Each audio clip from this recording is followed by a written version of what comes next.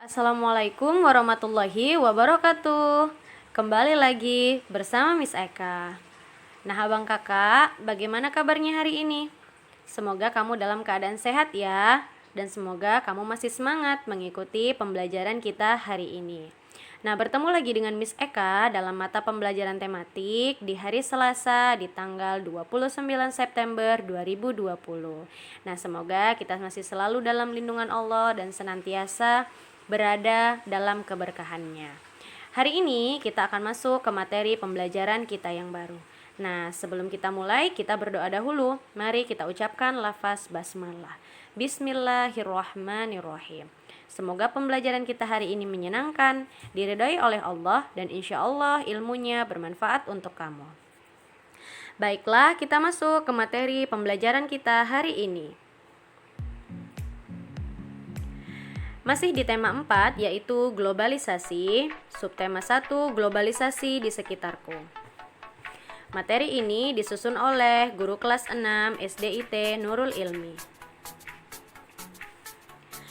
Nah, adapun tujuan pembelajaran kita, yang pertama, setelah membaca teks, siswa mampu menyebutkan informasi penting dari teks eksplanasi yang dibaca dengan benar. Kedua, setelah mencari informasi, siswa mampu menjelaskan berbagai bentuk kerjasama di bidang sosial budaya dalam lingkup ASEAN dengan benar. Ketiga, dengan membaca, siswa mampu menyebutkan informasi penting dari teks eksplanasi yang dibaca dengan tepat. Yang keempat, dengan diskusi pemecahan masalah, siswa mampu mengidentifikasi pentingnya menghargai atas keberagaman ekonomi dengan mandiri. Nah, itulah tujuan pembelajaran kita. Langsung saja kita masuk ke materi yang pertama, yaitu bahasa Indonesia. Nah, globalisasi membuat dunia tanpa batas. Kita bisa berkomunikasi dengan teman-teman kita di tempat yang berbeda. Nah, apakah ada contoh lain di era globalisasi yang kamu rasakan? Nah, abang kakak sudah Miss Eka katakan di materi sebelumnya bahwa globalisasi itu artinya segala hal, baik itu informasi, kemudian budaya itu secara mendunia. Nah, bisa saja informasi dari negara misalnya Malaysia atau Amerika, kita akan mengetahuinya di sini dengan adanya globalisasi, dengan adanya media-media massa yang sekarang sudah begitu canggih dan modern. Nah, salah satunya di sini dikatakan kita bisa berkomunikasi dengan teman-teman kita di tempat yang berbeda. Nah, bahkan di era globalisasi saat ini kita bisa melihat wajah orang yang kita hubungi atau misalnya teman komunikasi kita melalui aplikasi video call, baik itu melalui WhatsApp, kemudian ada dari Instagram, ada juga dari Facebook, nah dengan sosial media yang lainnya. Banyak kan? Nah, itulah salah satu dampak atau efek globalisasi yang kita rasakan saat ini. Nah, di sini kita akan membaca teks globalisasi, yaitu dunia tanpa batas. Nah, kalau kamu perhatikan gambarnya, di situ ada peta dunia di mana banyak beragam orang itu berada di negara yang berbeda-beda.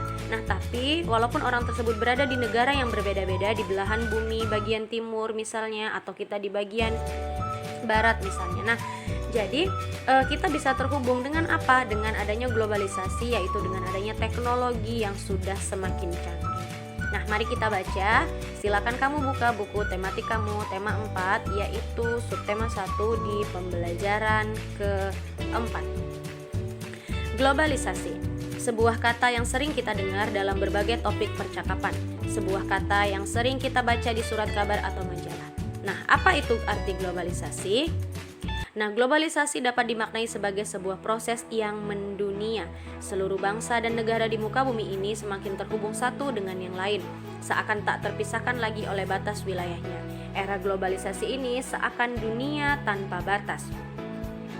Kita dapat dengan mudah menemukan berbagai produk dari Jepang, Korea, Cina, Amerika, Jerman, dan berbagai negara lainnya. Begitupun produk Indonesia juga bisa ditemukan di banyak negara. Kita juga dengan mudah menyaksikan siaran langsung dari berbagai belahan dunia melalui tayangan televisi. Kita pun merasakan betapa mudahnya berkomunikasi dengan sahabat dan keluarga.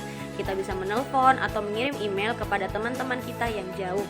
Kita merasakan seolah-olah tidak ada lagi batasan satu tempat dengan tempat yang lainnya di era globalisasi ini. Nah, di sini kita akan berdiskusi. Yang pertama yang akan kita diskusikan, Apa yang dimaksud dengan ungkapan dunia tanpa batas pada bacaan di atas, abang kakak? Iya, nah kalau kamu perhatikan yang dimaksud dengan ungkapan dunia tanpa batas di sini adalah bahwa kita, misalnya kita yang ada di Indonesia, kamu memiliki teman atau saudara yang berada di negara lain, atau bahkan kita bisa mengetahui informasi yang terjadi di Korea, di Jepang. Nah, semua itu bisa kita alami, semua itu bisa kita ketahui walaupun kita tidak berada di negara tersebut. Dengan apa? Karena adanya globalisasi, karena adanya teknologi. Itulah yang dimaksud dengan dunia tanpa batas. Jadi kita sudah tidak merasa kita itu berbatasan dengan negara-negara lain, karena kita bisa mengetahui info mengenai negara mereka, makanan mereka, apa yang sedang terjadi di sana, kemudian bagaimana cara dan gaya hidup mereka. Nah, itulah yang dikatakan dunia kita tanpa batas. Selanjutnya, bahan diskusi kita yang kedua. Nah, apa yang dimaksud dengan globalisasi? Berikan contoh dalam kehidupanmu sehari-hari. Nah, kalau kita sudah membaca, globalisasi itu kan artinya maknanya mendunia. Apa yang mendunia? Bisa itu informasi, kemudian gaya hidup, kebudayaan, kemudian juga bahasa, kemudian juga ada dari segi makanan, banyak yang lainnya. Nah, contoh dalam kehidupan kita sehari-hari apa? Seperti tadi yang sudah dikatakan, misalnya kamu melihat berita, kamu bisa melihat berita dari negara-negara luar. Itulah salah satu dampak dari globalisasi. Kemudian makanan. Nah, kamu tidak perlu pergi ke Korea sana untuk misalnya makan samyang. Kamu tidak perlu pergi ke Jepang sana untuk makan sushi. Kamu sudah bisa memakannya di Indonesia. Kenapa? Nah, itulah tadi, dengan adanya globalisasi, semua atau bahkan misalnya budaya atau makanan dari negara luar itu bisa kita nikmati di negara kita sendiri. Nah, bahan diskusi kita yang terakhir, apa pengaruh globalisasi yang kamu rasakan saat ini, abang kakak? Banyak ya, misalnya saja dampak pengaruh globalisasi yang kita rasakan saat ini, salah satunya kita itu tidak ketinggalan berita. Kita menjadi orang atau warga negara yang update. Nah, kita bisa mengetahui informasi atau berita dari negara-negara yang lain. Kemudian kita bisa mempelajari bahasa-bahasa dari negara lain dengan mudah, melihat di YouTube, belajar melalui Google, atau bahkan melalui aplikasi-aplikasi mempelajari bahasa asing yang lainnya. Nah, itu salah satunya. Masih banyak lagi pengaruh globalisasi yang kita rasakan. Tapi di sini Miss Eka mengingatkan, semoga kamu atau kita semua bisa mengambil pengaruh baik atau pengaruh positif dari globalisasi. Nah, ketika ada hal-hal yang buruk yang kamu rasa tidak patut kita contoh, maka jangan dicontoh, apalagi sampai kita terapkan di negara kita. Jangan ya, kita harus mengambil yang positif dari globalisasi tersebut. Next, materi pembelajaran kita adalah IPS. Di era globalisasi ini, Indonesia memegang peran yang sangat penting. Kebudayaan Indonesia yang mendunia membuat Indonesia semakin dikenal. Nah, apa dampaknya bagi warga negara kita? Nah, ayo kita pelajari bersama. Nah, abang kakak masih membahas mengenai batik, yaitu seni tradisional Indonesia yang mendunia. Kalau di materi yang di hari Senin kemarin kita mempelajari bagaimana mempromosikan batik bagi dunia. Nah, di sini kita akan mempelajari bagaimana batik itu sudah terkenal di dunia. Batik, seni tradisional Indonesia yang mendunia. Seni batik berawal dari seni tradisional yang dibuat khusus untuk para petinggi keraton pada zaman kerajaan di Nusantara. Seiring dengan perkembangannya, kini kain batik telah dipakai oleh berbagai kalangan, bahkan telah mendunia. Pada tanggal 2 Oktober 2009, UNESCO memberikan pengakuan dan mengesahkan secara resmi batik Indonesia sebagai warisan budaya dunia. Nah, dalam sejarahnya, Pulau Jawa merupakan titik awal perkembangan seni batik di Indonesia. Ragam motif batik pun dibedakan berdasarkan area pembuatannya, batik pedalaman dan batik pesisir. Berbagai ragam motif dan simbol yang digambarkan di atas sehelai kain memiliki makna filosofis yang menjadi pedoman kehidupan. Kerumitan dalam proses pembuatan, kekayaan ragam, dan makna yang terkandung dalam batik Indonesia menjadi daya tarik bagi warga dunia. Melalui berbagai pameran seni tradisional yang diadakan di dalam dan di luar negeri, batik Indonesia semakin dikenal dan diminati. Bahkan beberapa tokoh dunia gemar mengenakan pakaian dengan motif batik Indonesia setelah mengenakannya sebagai tanda mata ketika berkunjung ke Indonesia. Mendiang Nelson Mandela misalnya, beliau kerap menggunakan batik Indonesia dalam kesehariannya. Nah, abang kakak di sini yang perlu kita ingat adalah bahwa bahkan dunia yaitu UNESCO itu sudah mengesahkan bahwa pada tanggal 2 Oktober itu diperingati sebagai Hari Batik Sedunia. Nah, jadi kita harus bangga. Makanya kalau kamu mengingat setiap tanggal 2 Oktober hampir semua instansi, baik itu anak sekolah, orang yang bekerja, disarankan untuk menggunakan batik. Karena 2 Oktober itu diperingati sebagai Hari Batik Dunia. Nah, sebentar lagi ya. Iya, sebentar lagi, yaitu di hari Jumat ini kita akan memperingati yaitu Hari Batik Sedunia. Nah, saat ini batik karya pengrajin tradisional mengalami lonjakan pemesanan dari mancanegara untuk pasar dunia. Salah satu strategi yang dilakukan oleh pengrajin batik untuk menembus pasar dunia adalah membuat kreasi motif dan warna yang disesuaikan dengan selera calon pembeli di negara tujuan. Nah, jadi abang kakak, salah satu ciri khas yang membuat batik itu diminati oleh warga negara dunia ini adalah motif dan coraknya. Nah, setiap batik itu kan memiliki arti tersendiri ya. Kalau kamu mengingat ada yang namanya motif mega mendung, ada yang namanya motif bunga melati, kemudian ada juga motif hewan. Nah, jadi itu memiliki filosofi tersendiri. Itulah yang salah satu ciri khas batik Indonesia yang membuat batik itu begitu diminati. Nah, kita sebagai warga negara bagaimana? Harus bangga kan? Harus bangga walaupun bukan kita yang menghasilkan batik tersebut, tapi batik tersebut dihasilkan oleh tangan-tangan para warga atau anak bangsa yang memiliki dedikasi tinggi dalam seni perbatikan. Nah, kelestarian batik sebagai seni tradisional harus terus dikembangkan dan dipelihara untuk meningkatkan daya jual dan kesejahteraan pengrajinnya. Nah, dalam materi IPA, kita masih mempelajari di era globalisasi ini, tentunya kita sering menyaksikan olahraga bela diri silat yang ditayangkan dalam acara-acara televisi. Namun, terkadang listrik di rumah tiba-tiba mati atau biasa kita kenal dengan mati lampu. Nah, bagaimana hal tersebut bisa terjadi? Nah, materi kali ini kita akan mempelajari mengapa mati lampu. Nah, kalau di materi sebelumnya kita mempelajari bagaimana cara listrik itu dari mulai awal sampai dia mengalir ke rumah-rumah kita. Nah, di sini kita akan mempelajari bagaimana mengapa mati lampu. Nah, abang kakak, kamu diminta untuk membaca buku tema 4 kamu halaman 46.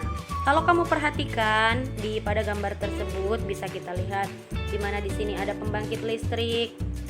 Nah, ingatkan setelah dari pembangkit listrik maka listrik itu akan dialirkan melalui jaringan transmisi. Masih ingat siapa nama penemu jaringan transmisi? Iya, Nikola Tesla. Itulah penemu jaringan transmisi, sesuatu hal atau komponen yang sangat penting dalam pembangkit listrik. Selanjutnya dari transmisi akan dialirkan ke gardu induk. Nah, perhatikan di sini ada yang namanya hambatan itu seperti petir. Kemudian dari jaringan gardu induk, jaringan distribusi, setelah dia dialirkan melalui tiang-tiang listrik seperti ini, ada lagi akan mengalami yang namanya gangguan binatang, kemudian ada pepohonan yang tumbang. Nah, kemudian ada pekerjaan-pekerjaan lain, kemudian ada juga penggalian. Nah, dari sinilah nanti terakhir listrik itu akan dialirkan ke pelanggan. Nah, apa yang menyebabkan listrik itu bisa mati? Apa yang menyebabkan listrik tidak sampai ke rumah kita? Atau yang lebih sering kita sebut mengapa mati lampu? Silahkan kamu baca buku kamu di tema 4 halaman 46. Nah, setelah kamu baca, kamu diminta untuk buatlah tulisan berdasarkan gambar di samping tentang mengapa mati lampu. Nah, kalau kamu sudah membaca teks tersebut, kemudian kamu juga melihat atau mendengarkan Miss Eka barusan menjelaskan secara singkat, kamu pasti paham apa yang menyebabkan listrik itu tidak sampai ke rumah-rumah warga atau mengapa yang menyebabkan mati lampu. Nah, silahkan kamu kerjakan latihan tersebut di buku latihan tematik kamu, dikerjakan dengan sebaik mungkin ya abang kakak. Ingat, mengerjakannya harus berdasarkan apa yang sudah kamu baca di buku tema 4 kamu halaman 46. Yang terakhir, kita akan mempelajari materi pembelajaran PPKN. Masih di era globalisasi ini, tentu saja kita perlu memiliki sikap percaya diri. Meskipun kita tidak memiliki beragam benda elektronik, kita harus tetap percaya diri. Nah, simaklah kisah berikut. Lani adalah siswa kelas 5 SD Nusantara. Ia dikenal sebagai anak yang pintar dan rajin membaca. Ia juga rajin ke sekolah dan selalu menyelesaikan tugas sekolah tepat waktu. Nilai-nilai ulangannya selalu berada di atas rata-rata nilai teman-teman di kelas. Selain itu, ia juga sangat ramah, ceria, dan suka membantu teman-teman yang mengalami kesulitan saat mengerjakan tugas sekolah. Hingga pada suatu hari, Lani sedang memakan bekal sekolahnya di kantin sekolah. Benny datang mendekatinya. "Lani, kuemu tampak enak, sini aku mau kuemu." Kemudian kata Lani, "Ini setengah saja ya, karena aku lapar. Tadi pagi aku bangun kesiangan, jadi tidak sempat makan." Kemudian kata Benny, "Sini, bagi, pokoknya kamu harus berikan kuemu. Lihat tuh, baju seragammu sangat kumal, sepatumu juga sobek, berikan kuemu." Nah, Lani tertegun mendengar perkataan Benny. Ia baru menyadari bahwa dirinya memang hanya seorang anak miskin penjajah kue keliling. Nah, ayahnya bekerja serabutan yang tidak menentu penghasilannya. Lani memandangi sepatunya yang tampak mulai menganga, juga seragam sekolahnya yang tidak lagi terlihat warna aslinya. Sejak hari itu, Lani kemudian menjadi anak yang pemurung. Ia tampak selalu sedih dan tidak lagi bersemangat untuk pergi ke sekolah. Nah, abang kakak, di sini ada latihan yang kedua. Soal yang pertama itu adalah bagaimana karakter tokoh Lani dan Benny. Nah, bahkan kalau sudah kamu mendengarkan Miss Eka baca, kamu bisa menyimpulkan bahwa karakter tokoh Lani dan Benny itu merupakan karakter yang sangat-sangat bertolak belakang. Silahkan kamu kerjakan nomor 1. Yang nomor 2, bagaimana sikap Benny kepada Lani? Nah, bagaimana tadi sikap Benny terhadap Lani? Kamu tuliskan. Kemudian apa yang seharusnya Benny lakukan? Nah, jelaskan dan berikan alasan. Jadi bagaimana sikap Benny terhadap Lani? Kemudian menurut kamu apa yang seharusnya Benny lakukan? Ya kalau menurut kamu tindakan Benny sudah benar, ya berarti apa alasan kamu mengatakan bahwa tindakan Benny itu sudah benar? Kalau menurut kamu dia salah, apa yang seharusnya dilakukan oleh Benny? Kemudian apa alasannya? Nah, yang terakhir, bagaimana sikap Lani setelah Benny menghinanya? Apa yang sebaiknya Lani lakukan? Jelaskan dan berikan alasan. Nah, di situ juga sudah jelas setelah Benny menghina Lani, ada sesuatu hal yang dialami oleh Lani. Nah, apa itu? Silakan kamu tuliskan. Dan menurut kamu apa alasan Lani menjadi seorang yang seperti itu? Silakan kerjakan ketiga soal latihan tersebut di buku latihan tematik kamu. Berarti materi kali ini latihan kamu ada 2 ya, abang kakak. Nah, sedikit di sini Miss Eka akan membahas bahwa mengingatkan dari cerita Lani dan Benny itu seharusnya menjadi contoh buat kamu, terutama kita sebagai seseorang yang dikatakan sebagai makhluk sosial. Kita membutuhkan orang lain. Nah, tidak selamanya apa yang kita milikin itu orang lain tidak akan punya, dan tidak selamanya apa yang orang lain punya kita juga tidak akan punya. Jadi abang kakak, apa yang sudah diberikan Allah kepada kamu itu harus disyukurin. Begitu juga ketika misalnya kamu kehidupan ekonomi misalnya tidak semewah teman-teman kamu, ya bukan berarti kamu harus minder. Justru itu akan menjadikan motivasi bahwa suatu hari nanti kamu harus bisa menjadi orang yang sukses. Kemudian suatu hari nanti kamu harus bisa menjadi orang yang berguna bagi orang lain. Dan ingat, jangan menjadi orang yang sombong. Bahkan di sini dalam Quran surah Al-Hujurat ayat 10, sesungguhnya orang-orang mukmin itu bersaudara. Karena itu damaikanlah antara kedua saudaramu yang berselisih dan bertakwalah kepada Allah agar kamu mendapat rahmat. Jadi abang kakak, ketika kita itu sebagai orang-orang mukmin sesama agama Islam, kita itu bersaudara. Nah, bukan berarti ketika dengan agama lain kamu itu harus kita musuhi, tidak. Hanya saja memang itulah istimewanya kita sebagai orang mukmin, di mata Allah kita ini adalah bersaudara. Alangkah lebih baiknya kita itu saling mendoakan, kemudian saling menasehati dalam kebaikan, kemudian alangkah lebih baiknya juga kita saling menolong dan membantu sesama saudara kita. Di sini bahkan dikatakan bahwa kita harus mendamaikan antara kedua saudara kita apabila ada yang berselisih, dan kita diminta bertakwa kepada Allah agar kita mendapat rahmat. Jadi salah satu hal yang dibenci Allah adalah ketika kamu memusuhi saudara kamu, yaitu ketika kamu sesama mukmin itu tidak berteman atau bahkan bermusuhan. Jadi Allah membenci hal tersebut. Jadi abang kakak, Miss Eka mengingatkan, bertemanlah dengan baik walau bagaimanapun keadaan ekonomi teman kamu, keadaan fisik teman kamu. Nah, perbedaan yang lainnya, budaya, bahasa, kemudian yang lainnya. Nah, itu tidak menghalangi kita untuk menjalin silaturahmi dengan baik. Nah, Miss Eka yakin kamu pasti bisa menerapkannya dalam kehidupan kita sehari-hari. Nah, itulah materi pembelajaran kita hari ini. Miss Eka mengucapkan terima kasih untuk kamu yang sudah menonton video ini dan mendengarkan Miss Eka menjelaskan materi dari awal sampai akhir. Nah, silahkan dikerjakan tugasnya dengan sebaik mungkin. Jika sudah selesai, silahkan fotokan dan kirimkan melalui WA Miss Eka. Nah, abang kakak juga jangan lupa untuk ibadah hariannya, kemudian murojaah hafalan kamu, dan juga membaca Al-Quran ataupun tilawati. Nah, kita ucapkan lafaz hamdalah dulu. Alhamdulillahirabbil alamin. Semoga ilmu yang Miss Eka berikan hari ini bermanfaat dan diridhoi oleh Allah.